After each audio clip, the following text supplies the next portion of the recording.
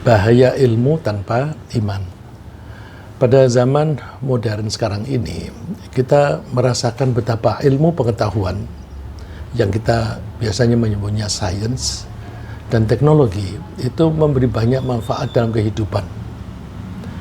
Ilmu pengetahuan yang kemudian dikembangkan dalam penerapannya sebagai teknologi untuk mencapai suatu tujuan tertentu itu telah banyak membantu kita meningkatkan efisiensi dalam kehidupan di bidang apapun.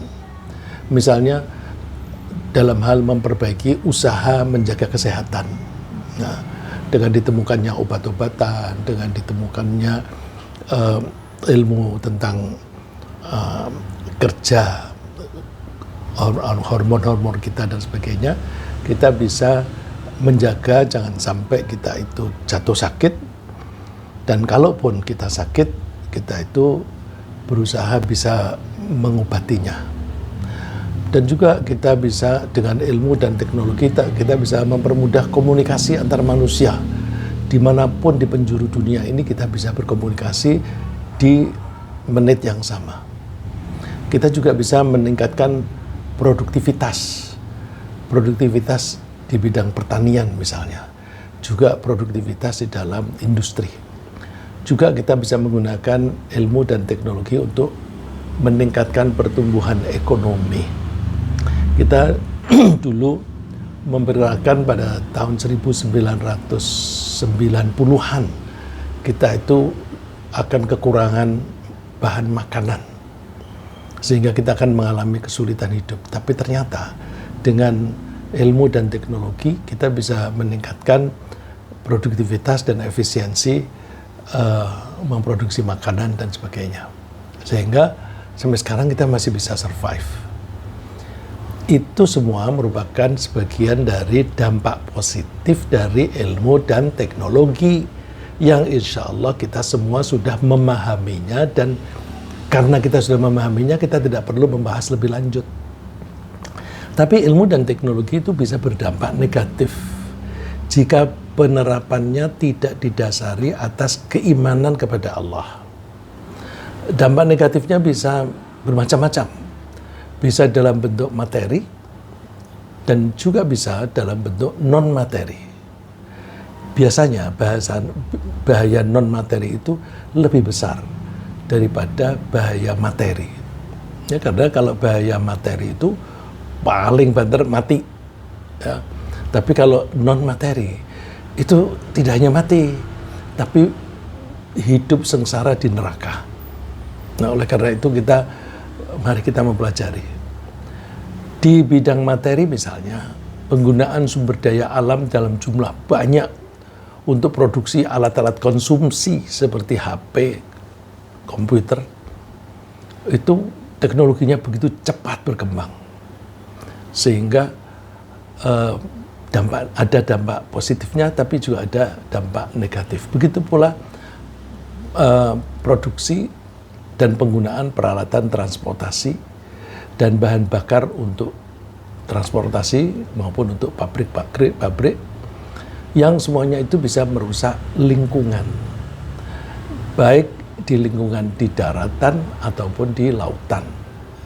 Seperti misalnya penggundulan hutan, polusi air, polusi udara, dan ketidakseimbangan ekosistem. Nah, kerusakan lingkungan itu menjadi makin parah seiring dengan cepatnya perkembangan teknologi di bidang elektronik, yang menyebabkan makin banyaknya sampah elektronik yang dianggap sudah usang. Jadi karena teknologi elektronik itu begitu cepatnya, maka begitu ada perkembangan baru, yang lama dianggap tidak berguna, terus menjadi sampah. Nah, itu menjadi masalah. Penguasaan ilmu dan teknologi mengenai pembuatan senjata nuklir misalnya, dan juga untuk pembuatan pesawat tempur dan amunisi, itu juga mendorong suatu negara yang tidak beriman untuk membunuh sejumlah besar manusia, yang banyak di antara korban-korbannya itu tidak pernah melakukan kesalahan. Ya, misalnya ada sekolahan dibom, anak-anak perempuan kecil-kecil lagi sekolah dibom. Itu kan mereka nggak salah apa-apa. Ya. Dan ini kita tidak bisa menebak apakah perang di Timur Tengah itu akan berhenti apa enggak. Karena kepentingannya ada kepentingan teknologi. Di samping kepentingan politik, misalnya ada satu negara yang ingin memperluas kekuasaannya dan memperdalam kekuasaannya. Di samping juga ada negara yang ingin memperluas daerah kedaulatannya. Itu menyebabkan perang. Tapi ini belum tentu berhenti sampai sekarang ini. Mungkin akan berlanjut gara-gara ilmu dan teknologi. Apa itu? Ya, pabrik-pabrik amunisi, pabrik roket, pabrik missiles, pabrik pesawat tempur. Itu kan ingin ngetes seberapa ampuh ini. Bom ini kalau dijatuhkan itu daya bunuhnya itu bisa berapa ribu orang sekali jatuh. Kalau dijatuhkan bisa menembus sampai berapa meter ke dalam tanah. Karena banyak sekarang ini senjata-senjata itu disimpannya itu di bawah tanah, beberapa meter di bawah tanah. Nah, itu kalau tidak menggunakan bom yang bisa menghunjam dalam baru meledak, nah, itu nggak bisa. Kebanyakan kan begitu menyentuh tanah langsung meledak. Nah, itu nggak bisa membongkar simpanan senjata yang di dalam. Nah, untuk bisa itu maka harus kejatuhannya itu menghunjam dulu, setelah sampai beberapa meter baru dia meledak. Nah, itu maka si barang-barang yang disimpan di dalam tanah beberapa meter di bawah itu bisa hancur. Nah, ini semuanya terjadi karena mereka mengembangkan ilmu dan pengetahuan tanpa didasari iman. Maka terjadi kerusakan. Yang kerusakan itu mulai dari kerusakan lingkungan sampai dengan kerusakan yang membunuh manusia secara massal. Allah menyebutnya zaharal fasadu fil barri wal bahri bima kasabat aydin nas. Telah nyata kerusakan di daratan dan di lautan. Dikarenakan apa? Bima kasabat aydin nas. Dikarenakan pekerjaan tangan-tangan manusia. Kenapa Allah mengizinkan terjadi kerusakan itu? Mengizinkan di sini tidak harus berarti merestui, ya. Mengizinkan itu membuat mungkin terjadi, ya. Karena dalam bahasa Al-Quran itu biiznillah, atas izin Allah. Nah, izin itu bukan berarti restu, tapi berarti Allah memungkinkan terjadinya hal itu sesuai dengan hukum alam. Nah, kenapa mereka itu melakukan perbuatan-perbuatan yang merusak dan Allah memberi fasilitas untuk kerusakan itu? Liyudhiqahum ba'dalladzi 'amilu, supaya mereka itu bisa merasakan akibat dari sebagian dari yang mereka lakukan. Coba yang Allah sebutkan di sini, supaya Allah memberi kesempatan mereka merasakan sebagian dari akibat yang mereka lakukan. Baru sebagian itu, baru sebagian. Karena kalau itu secara menyeluruh lebih parah lagi. Tujuan Allah apa? Untuk memfasilitasi itu bisa terjadi. La'allahum yarji'un, agar mereka mau kembali jalan yang benar. Ya, jadi kita saksikan kerusakan-kerusakan itu, terutama di belakangan ini, itu lebih banyak karena penerapan ilmu dan teknologi yang tidak didasari iman. Bandingkan dengan kerusakan yang alamiah, tanah longsor misalnya. Tanah longsor paling korbannya berapa orang sih? Atau berapa puluh orang? Tidak sampai banyak. Dan itu juga tidak meracuni orang-orang di sekitarnya. Tapi kalau bom itu bisa meracuni orang yang menghirup udaranya bisa meracuni air yang ada di tanah, yang akibatnya menjadi buruk bagi manusia. Jadi kalau kerusakan itu sifatnya natural, alamiah, itu dampak negatifnya sedikit. Tsunami, oke lah, anggaplah tsunami itu besar sampai ratusan ribu. Tapi ya ratusan ribu itu tidak terlalu banyak bandingkan dengan perang dunia yang menyebabkan kematian jutaan orang. Perang di Vietnam itu sampai ratusan juta orang, puluhan juta orang itu meninggal. Itu di bidang materi. Di bidang non materi, penggunaan ilmu dan teknologi yang tidak didasari keimanan bisa menimbulkan bahaya yang jauh lebih besar. Karena apa? Akibatnya itu bisa berupa siksaan di neraka. Misalnya apa? Misalnya, jika seseorang itu mempelajari dan menguasai ilmu pengetahuan, tapi tidak didasari dengan keimanan, mungkin karena kenapa sih tidak mendasari keimanan? Ya mungkin karena tidak pernah atau kurang mempelajari kandungan Al-Quran. Jadi karena tidak pernah mempelajari Al-Quran, maka dianggap Al-Quran itu isinya apa? Tidak ilmiah, misalnya begitu. Nah, karena mereka itu mempelajari ilmu dan teknologi dan mereka merasa sudah maju jauh dan tidak pernah mempelajari Al-Quran, mereka menganggap bahwa Al-Quran itu ketinggalan zaman. Ya, bukan hanya orang-orang non-Muslim, orang-orang Muslim aja juga ada anggapan semacam itu meskipun secara implisit ya. Misalnya begini. Nabi Muhammad SAW itu ketika memutuskan besok puasa Ramadan atau memutuskan Ramadan sudah selesai, kita harus berbuka, masuk ke Idul Fitri, itu menggunakan penglihatan mata untuk melihat hilal. Terus sekarang orang menganggap, sebagian orang menganggap bahwa zaman Nabi Muhammad itu kan belum ada ilmu hisab. Karena dulu belum ada ilmu hisab, ya melihatnya hilal itu dengan mata kepala. Kalau sekarang ini kan sudah ada kemajuan di dalam hisab, ilmu anatomi, memperhitungkan kapan bulan itu kelihatan di atas ufuk. Itu lalu mereka menganggap bahwa maka kita harus pakai hisab. Kenapa tidak pakai penglihatan mata? Dulu kan belum ada ilmu ini. Belum ada ilmu itu kan secara implisit menganggap dulu tuh masih belum maju ilmu pengetahuan. Sekarang kan sudah maju. Maka kita memakai ilmu pengetahuan dan teknologi sebagai pedoman. Hati-hati ya. Pedoman untuk beribadah itu disebut syariat. Syariat itu isinya perintah dan larangan.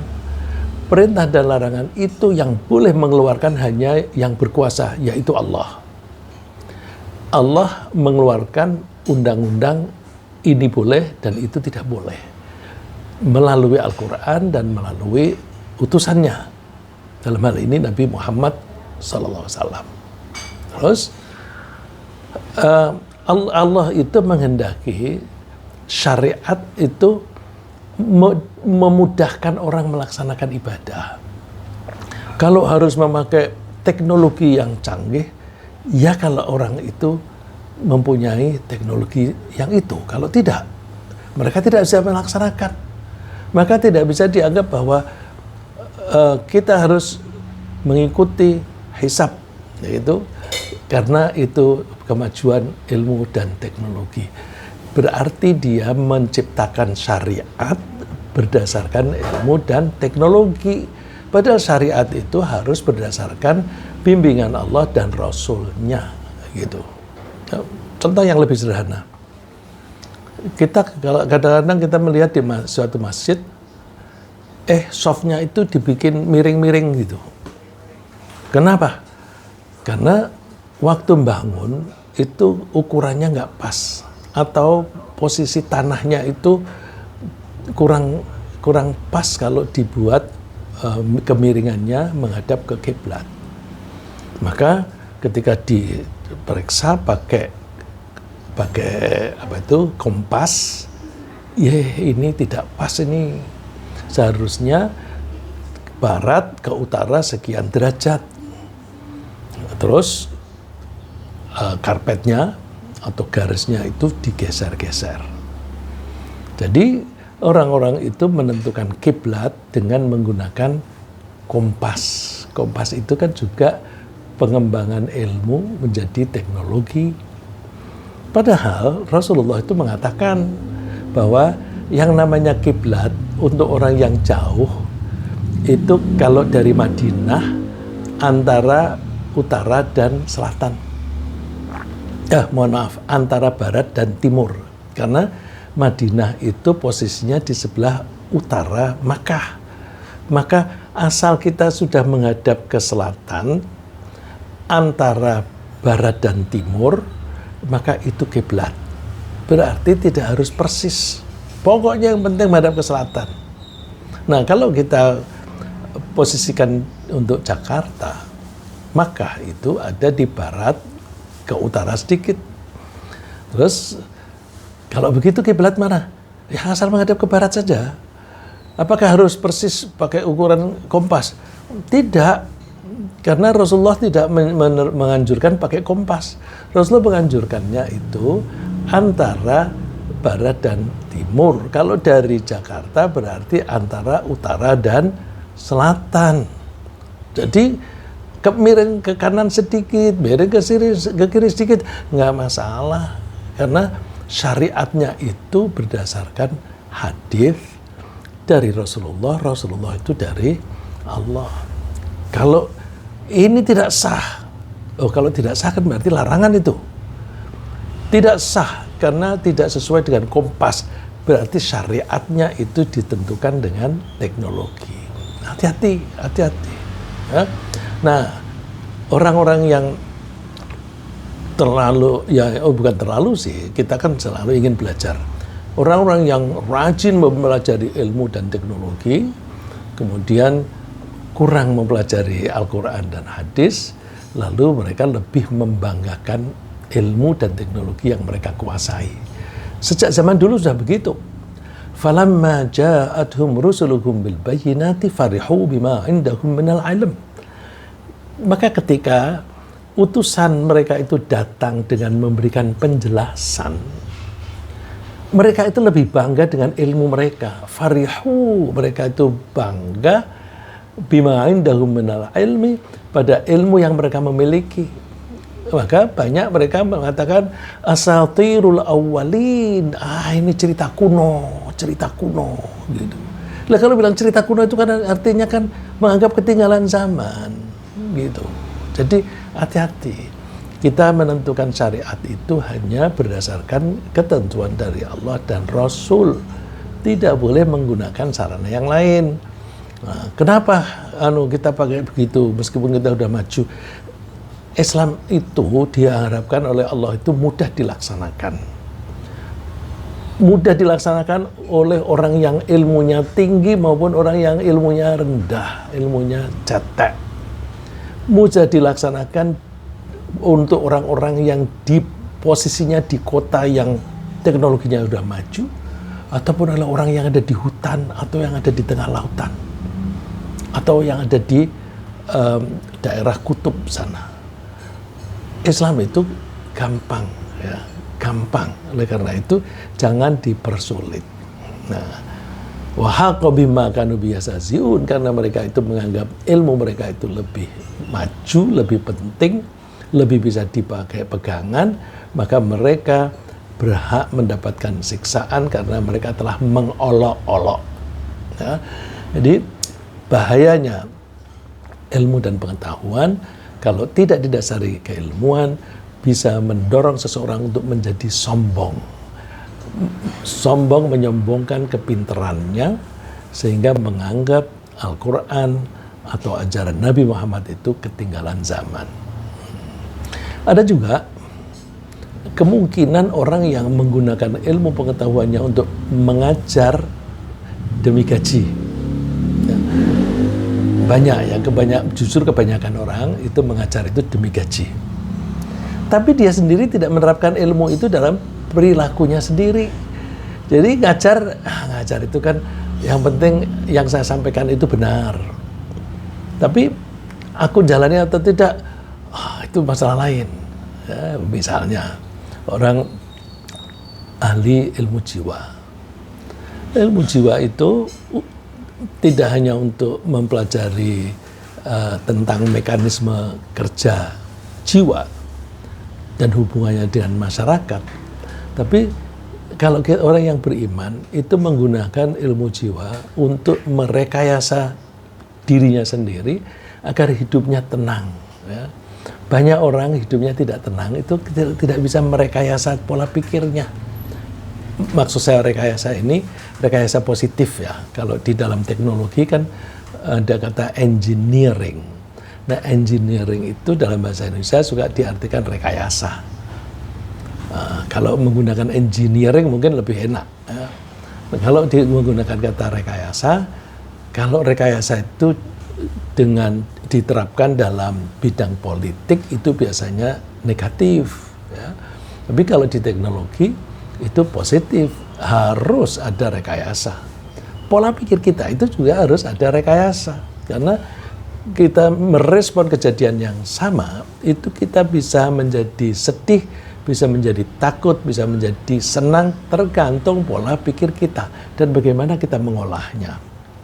Nah, banyak orang mengajar, misalnya ilmu jiwa, tapi dia hidupnya galau.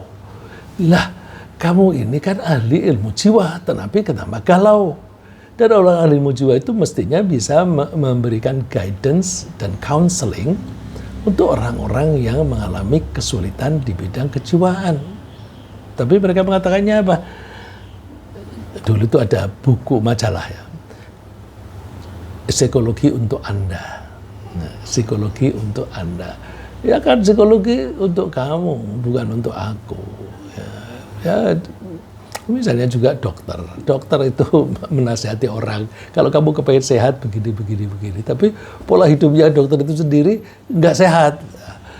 Nah, itu berarti tidak menerapkan apa yang diucapkan. Jadi, kalau ilmu pengetahuan dan teknologi dikuasai dengan baik, tapi tidak didasari keimanan, bisa membuat orang berbeda ucapan dengan perilakunya. Dengan demikian, dia menasihati orang lain berdasarkan ilmu pengetahuannya, tapi dia sendiri tidak berperilaku seperti nasihatnya kepada orang lain. Kalau orang Jawa suka bilang jarkoni, ngajar orang ngelakoni. Bisa mengajar orang lain, tapi tidak bisa menjalani. Padahal menurut Al-Quran, semua orang yang beriman harus mengatakan yang benar dan harus berperilaku seperti kebenaran yang dia ketahui itu. Jika tidak demikian, maka mereka itu menanggung dosa besar. Dan itu kan termasuk kemunafikan. Ya. Maka Allah menegur, ya ayyuhalladzina amanu lima taquluna ma la taf'alun. Wahai orang-orang yang beriman, kenapa kamu mengatakan sesuatu yang kamu sendiri tidak jalaninya? Kamu ngomongnya baik, tapi kamu tidak jalani. Ya, saya jadi ingat dulu ada orang yang senior waktu itu, saya masih muda, dia nasihati tentang sholat dan sebagainya. Ternyata dia sendiri nggak sholat. Ya, itu kan ngomong yang tidak dia jalani. Kabur maqtan indallah. Itu dosa besar. Karena Allah membencinya. Antaqulu ma la taf'alun, kalau kalian itu mengucapkan apa-apa yang kalian tidak jalani. Ya, jadi ini yang dulu pernah terkenal gara-gara ada orang mengucapkannya kurang pas ya. Walk the talk ya. Walk the talk. Menjalani apa yang diucapkan. Ya.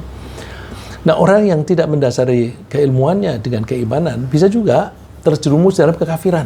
Kalau tadi terjerumus dalam kemunafikan, bisa dalam kekafiran jika dia menganggap bahwa ilmu yang dia kuasai itu datangnya dari dirinya sendiri, bukan dari Allah. bukan dari Allah. Kok dari diri sendiri apa? Kecerdasan.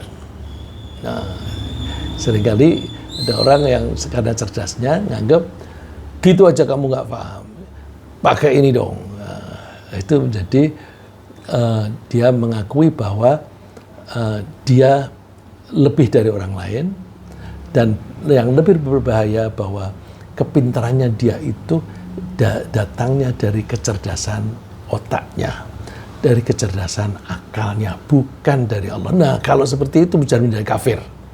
Karena apa? Dia tidak mengakui peran Allah.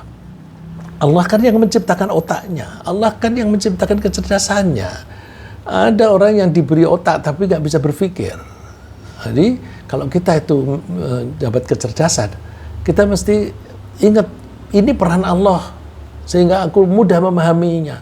Kalau kita memahami bahwa itu peran Allah, maka kita bersyukur.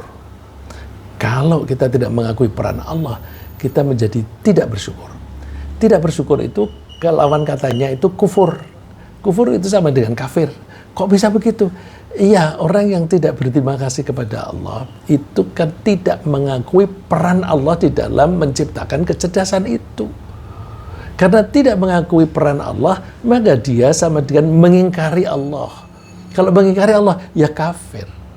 Ya, jadi orang yang semacam itu berbahayanya menganggap bahwa kepintarannya dia itu bukan dari Allah, tetapi dari kecerdasannya sendiri. Dia lupa bahwa kecerdasan itu dibuat oleh Allah. Ini persis kata-kata si Fir'aun, Qarun. Ya. Qarun ketika ditegur oleh teman-temannya supaya dia membayar zakat, termasuk oleh Nabi Musa, supaya dia bayar zakat, dia bilang, ngapain aku bayar zakat? Ini kan aku dapat harta banyak ini kan karena kepintaranku, karena ilmuku. Ya. Qala innama utituhu ala ilmin indi. Aku ini memperoleh harta ini karena ilmu yang ada pada saya.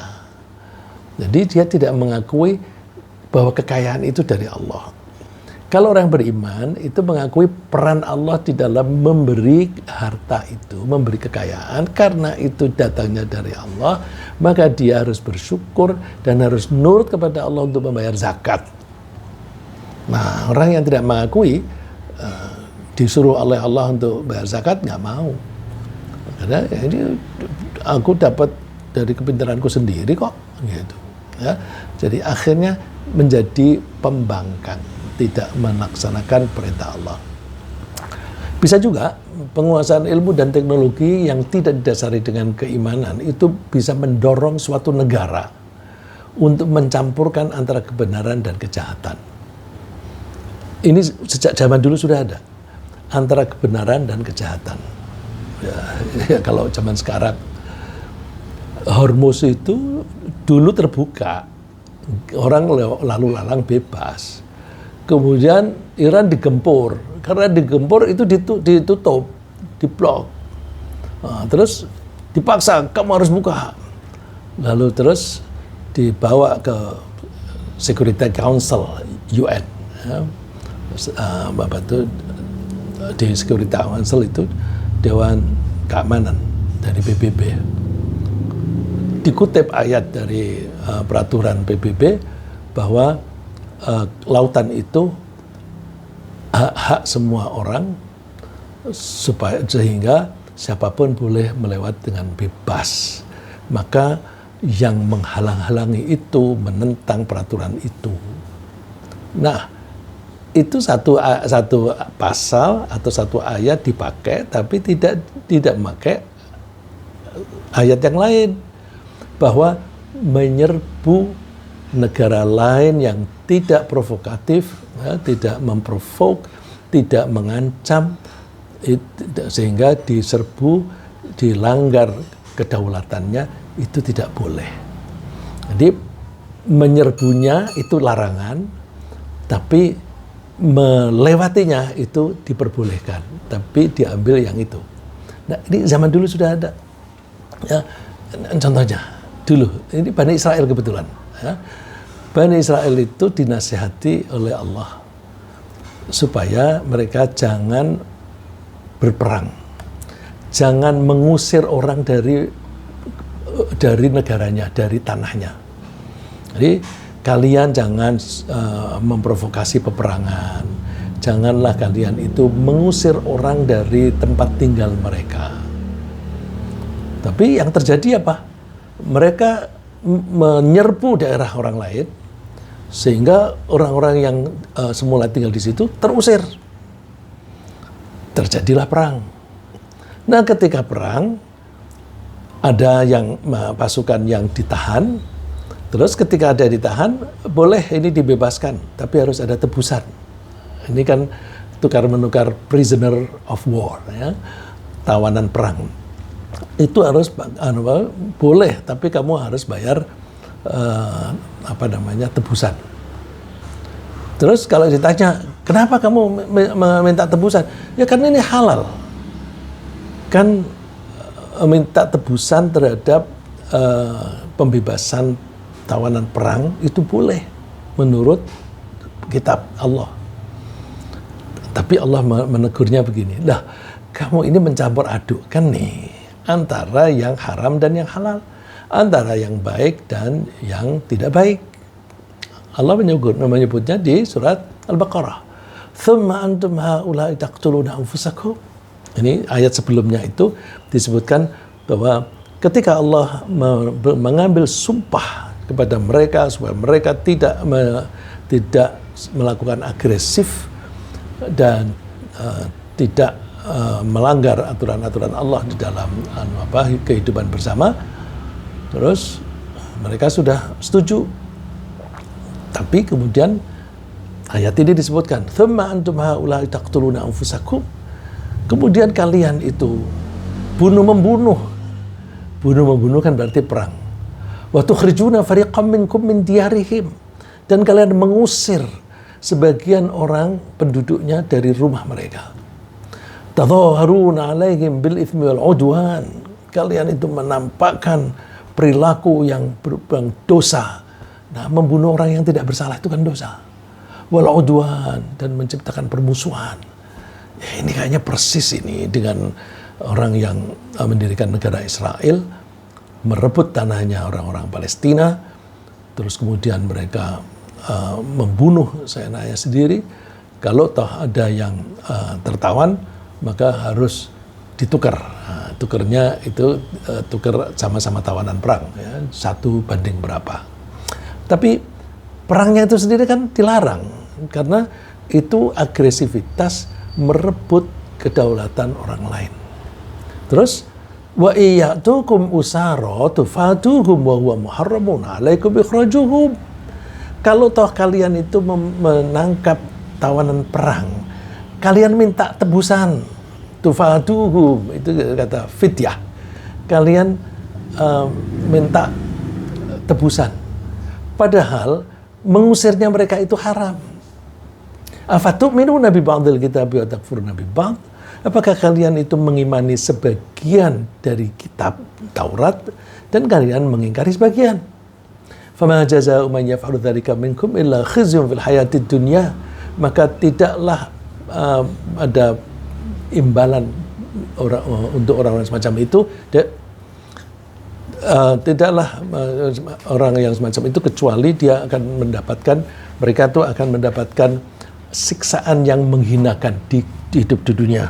Wa yaumal qiyamati yuraduna ila asyadil azab, dan di hari kiamat nanti mereka itu akan mendapatkan siksaan yang dahsyat. Wa mallahu bighafilin amma ta'malun, dan Allah itu tidak akan lalai terhadap apa-apa yang kalian lakukan. Ya, jadi salah satu akibat buruk dari menerapkan ilmu dan teknologi tanpa didasari ilmu itu, lalu kepintarannya itu dipakai untuk memutar balik logika untuk mengatakan ini boleh padahal itu haram, tidak boleh menyerbu orang tanpa salah, itu haram. Kemudian meminta rampasan perang atau tebusan, itu katanya boleh. Itu berarti mencampur adukkan. Nah, agar kita tidak terjerumus ke dalam kesesatan atau dosa ketika mempelajari dan menguasai ilmu pengetahuan dan teknologi, kita mesti memperkuat iman kita terlebih dahulu sebelum belajar. Jadi sebelum belajar kita perkuat dulu iman. Prakteknya gimana?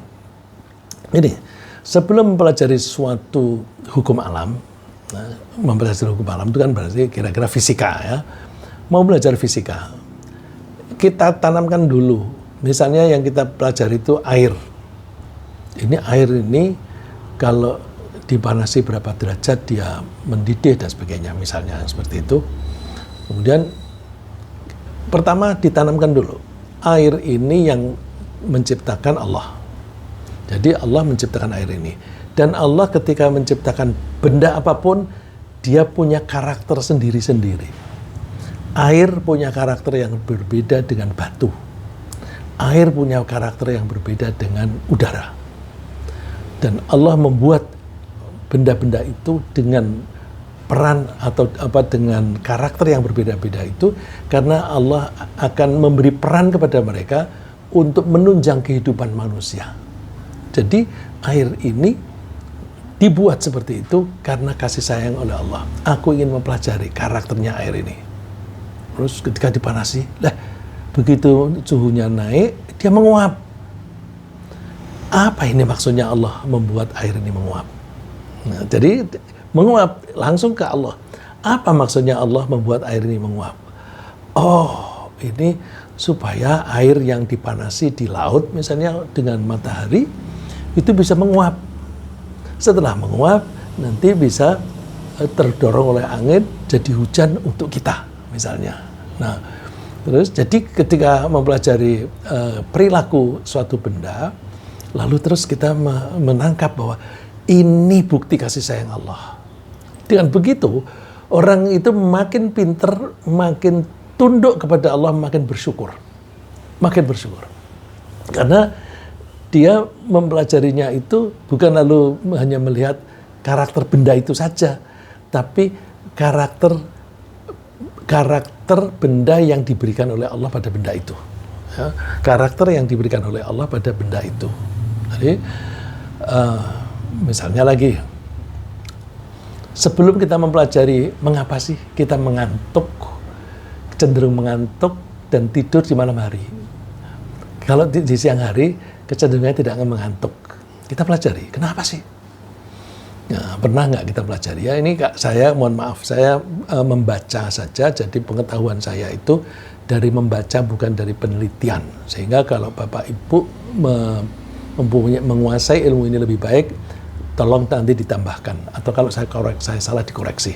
Ya, misalnya, sebelum kita mempelajari mengapa kita cenderung mengantuk dan tidur di malam hari, kita meyakini dulu bahwa Allah lah yang menciptakan pergantian antara siang dan malam, siang malam berganti-ganti. Itu yang buat Allah.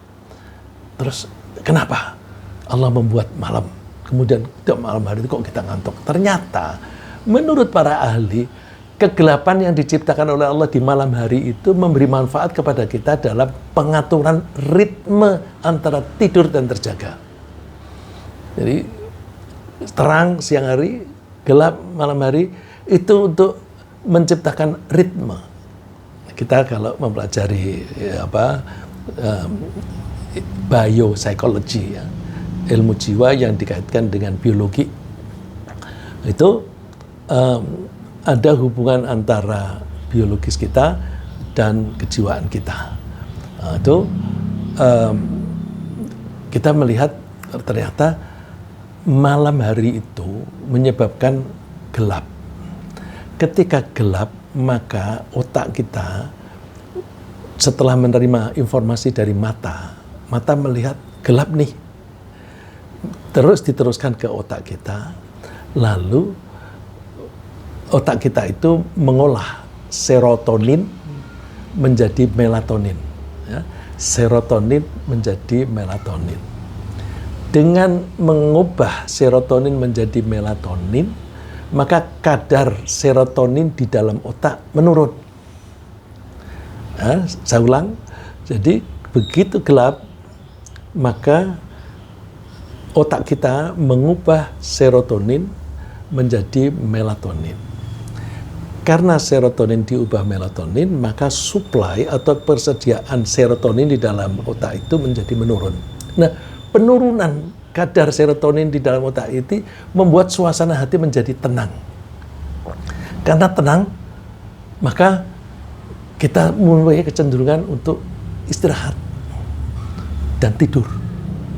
Nah, kita bila mempelajari hal ini berdasarkan iman, pengetahuan semacam ini mendorong kita untuk bersyukur kepada Allah yang mengatur alam ini untuk kebaikan kita, manusia. Jadi ada ritme biologis, ya, biological rhythm. Nah, ini yang kita mempelajari biological rhythm itu di biopsychology. Nah, rasa syukur semacam ini membuat kita makin tunduk dan hormat kepada Allah dan sekaligus memperkecil kemungkinan kita menjadi sombong. Kita menyadari bahwa ternyata apapun yang Allah ciptakan itu memberi manfaat untuk kita. Dan tidak ada ciptaan Allah yang sia-sia. Allah menyebutnya orang-orang yang berakal dan menggunakan akalnya dengan baik. Itu di surat Ali Imran. Inna fi khalqis samawati wal ardu ikhtilafil laili wan nahari la ayatin li ulil albab. Sungguh di dalam penciptaan langit dan bumi dan pergantian antara malam dan siang hari, di situ ada tanda-tanda kebesaran Allah yang ditangkap oleh orang yang mempunyai akal sehat. Nah, ulil albab itu bukan hanya punya akal, tapi orang yang mempunyai akal dan menggunakan kecerdasannya dengan baik. Siapa itu ulul albab? Alladzina yadhkuruna Allah qiyaman wa qu'udan wa 'ala junubihim. Orang yang selalu ingat kepada Allah, baik mereka itu berdiri, duduk, maupun tidur-tiduran. Jadi ingat terus kepada Allah. Nah, ingat terus kepada Allah itu kan berarti iman. Jadi sebelum mempelajari, ingat dulu.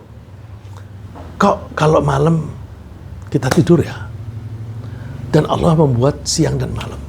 Apa maksudnya? Apa hubungannya antara malam dan tidur? Apa hubungannya? Nah, itu berangkatnya dari bagaimana cara Allah menciptakan dan tujuannya apa. Lalu wa yatafakkaruna fi khalqis samawati wal ard, lalu mereka memikirkan tentang penciptaan Allah tadi.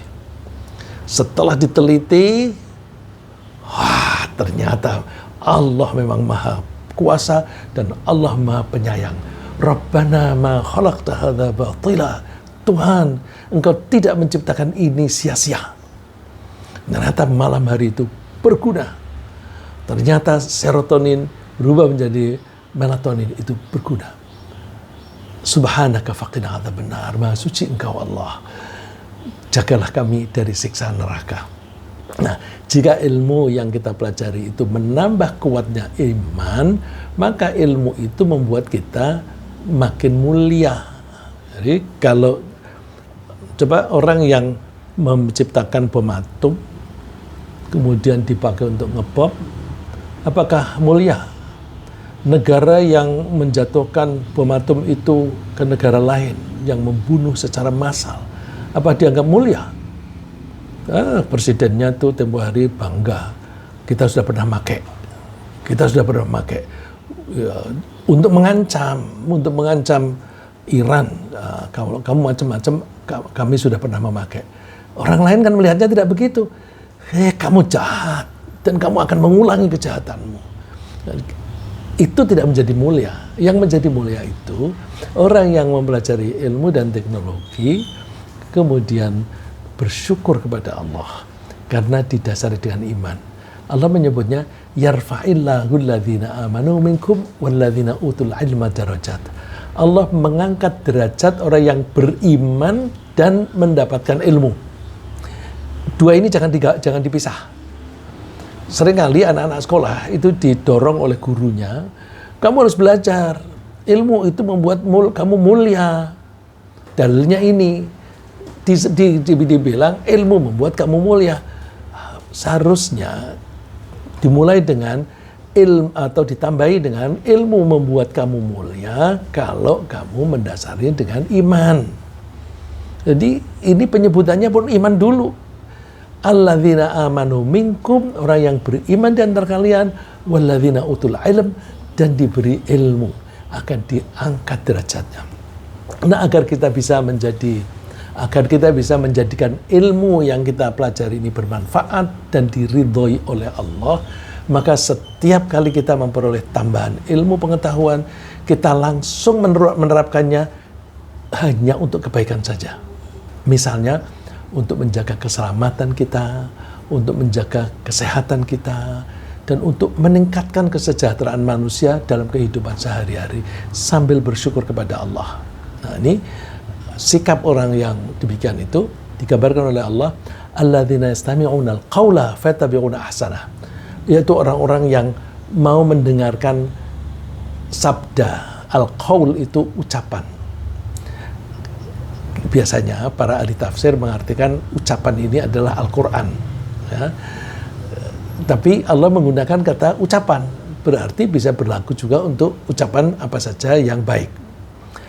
Orang yang mau mendengarkan ucapan, sabda atau Quran, fayattabi'una ahsanah, kemudian dia mengikuti kebaikan yang ada di dalam sabda itu.